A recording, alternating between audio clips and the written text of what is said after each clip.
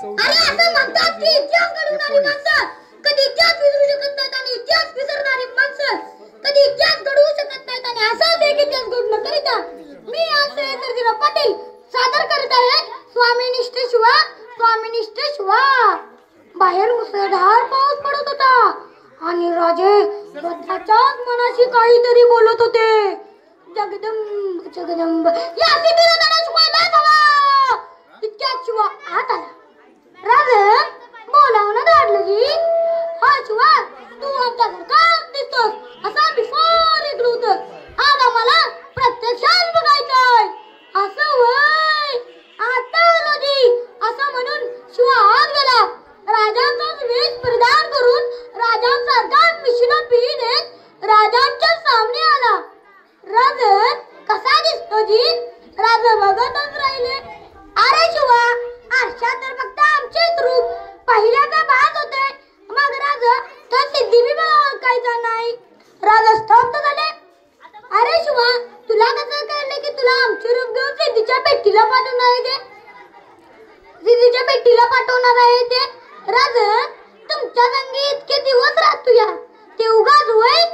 द्या की विडा जाऊन भेटतो त्या सिद्धीला।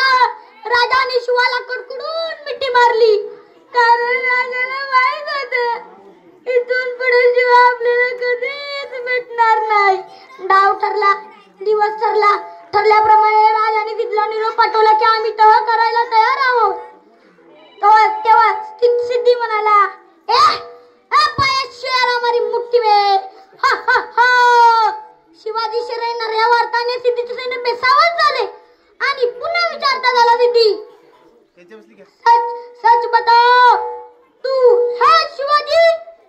आणि परत सिद्धी म्हणाला, तू है शिवाजी? तेव्हा ठरल्याप्रमाणे दोन पालख्या तयार केल्या। एका पालखीत स्वतः राजे बसणार होते आणि दुसऱ्या पालखीत राजांचाच वेश परिधान केलेला शिवा घाशीत। राजांची पालखी आडवाटेने विशालगडाकडे जाणार होती आणि शिवाजी सिद्धीच्या भेटीला सिद्धी वाटच पाहत होता।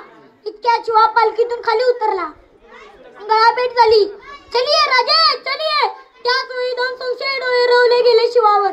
शिवाचं शाम्याने तोंड पडताच फाजल खान म्हणाला, ये शिवाजी नहीं हो सकता, ये शिवाजी नहीं हो सकता। तेव्हा सबकला सिद्धी मनातून संशय निघाली। सपासप वार झाले आणि पुन्हा विचारता झाला सिद्धी, सच बता तू है शिवाजी? सच बता तू है शिवाजी? शिवा शांत झाला आणि हो मीच आहे शिवाजी। तेव्हा दुसरा वार तिसरा वार वाराची पंचायत झाली आणि पुन्हा विचारता झाला सिद्धी, सच बता तू है शिवाजी? शिवा म्हणाला आणि हो मीच आहे शिवाजी। आता सिद्धी वाला फाजल खान, तुम कैसे कह सकते हो ये शिवाजी नहीं है? तो फाजल खान म्हणाला, हुजूर मैंने देखा है शिवा को। अब्बा जान के कत्ल के वक्त कृष्णा जी भास्कर का शमशीर का वार शिवा के सर पर हुआ था। अगर ये सच में शिवा है तो ढूंढो इसके सिर पर। आणि शिवाच्या मस्तकावरील सिरटूब कसकन काढण्यात आली। वाराची ती खून नव्हती। शिवा मस्तकावर सापडला आणि शमशेर चिरकांड्या उडवीत शिवाच्या गर्दनीवर आली। सिद्धी म्हणाला तसा मरण्याचा पहला आखरी बार पूछता हूँ, तू है शिवाजी? शिवा म्हणाला आणि हो मीच आहे शिवाजी।